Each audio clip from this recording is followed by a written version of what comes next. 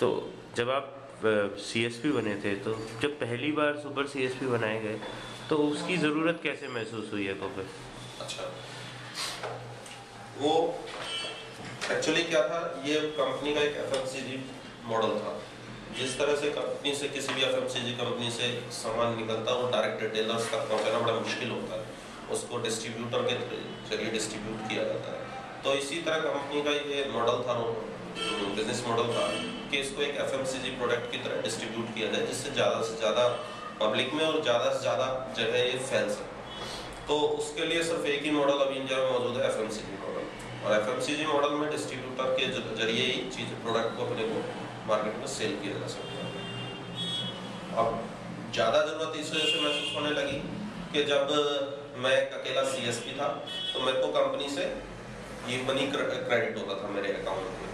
उसके बाद हम रिटेलर्स हो गए लगभग 25, तो 25 रिटेलर्स को ई क्रेडिट मनी उनके अकाउंट में क्रेडिट करना, ई वाली, और उसके बाद हर रिटेलर को ई मनी बैंक में जमा कराना।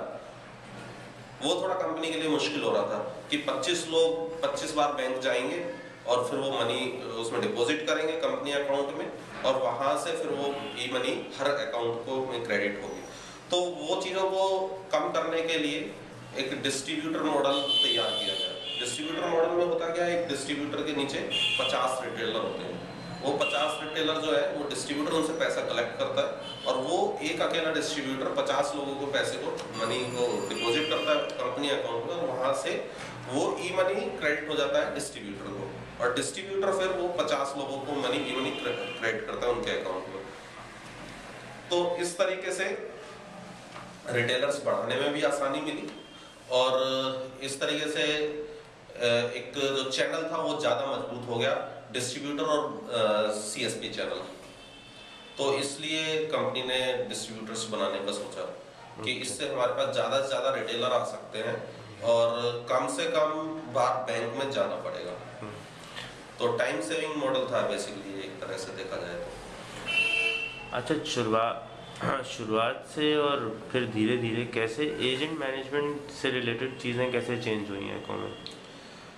हाँ,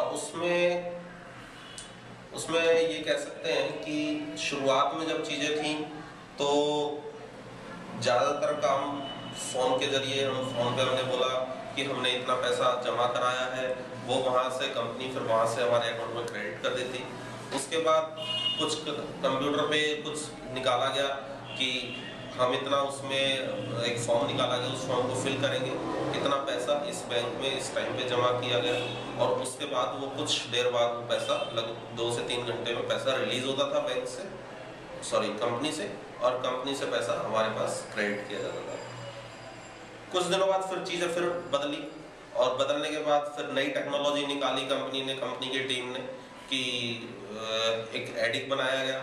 और उससे भी पहले जो चीज़ थी, मैं कहना चाहूँगा कि जब शुरुआत में एयरटेल के साथ इन्होंने किया, एको ने एयरटेल के साथ मार्केटिंग सपोर्ट मांगी, और मार्केटिंग एयरटेल की बनी, लेकिन उससे इतना फ़र्क नहीं पड़ा। एयरटेल की मार्केटिंग इतनी अच्छी साबित नहीं हो पाई, तो जिससे बिजनेस जो है ज़्यादा डेवलप नहीं हुआ। 1 साल लगभग एयरटेल ने मार्केट की, बट मार्केट नहीं कर पाए वो लोग। तो उसके बाद फिर एको ने अपनी एक मार्केटिंग टीम बनाई, और उस मार्केटिंग ने वर्क किया टीम ने, तो उसका रिजल्ट बहुत अच्छे निकले, और कंपनी को 1 साल में ही काफ़ी अच्छे सीएसपीज मिले, सुपर सीएसपीज मिले, और मार्केटिंग सपोर्ट इतना अच्छा मिला उस टीम से कि कंपनी जो है वो काफ़ी अच्छी स्टैंड कर गई विदिन 1 ईयर। अच्छा, एयरटेल के टाइम में क्या चैलेंजेस आए थे? एयरटेल के टाइम में चैलेंजेस थे कि एक तो उन लोगों की जो मार्केटिंग है, वो मार्केटिंग स्ट्रेटेजी उनकी अलग है। वो अपने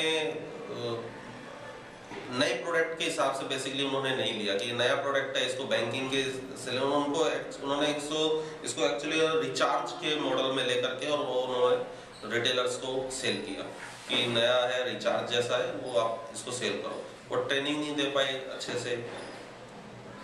एको जो है वो हर सीएसपी को ट्रेनिंग देता है, वो लोग ट्रेनिंग अच्छे से नहीं दे पाए। उन्होंने इसको रिचार्ज की तरह सेल किया, जिसे पुश सेल कहते हैं। तो पुश सेल में ये इतना प्रोडक्ट जो है वो प्रोडक्ट पुश सेल वाला बेसिकली ये प्रोडक्ट नहीं है, क्योंकि ये बैंकिंग प्रोडक्ट है। बैंकिंग प्रोडक्ट हम किसी को पुश नहीं कर सकते। तो एयरटेल के और एको के मार्केटिंग में इस तरह का कुछ फर्क दिखाई देने लगा था कि वो लोग पुश सेल करते हैं कि रिचार्ज की तरह इसको बेचा जाए, और एको जो है इसको बैंकिंग की तरह लेकर के चले। तो वो चीज़ में फ़र्क दिखा, तो एको ज़्यादा प्यारा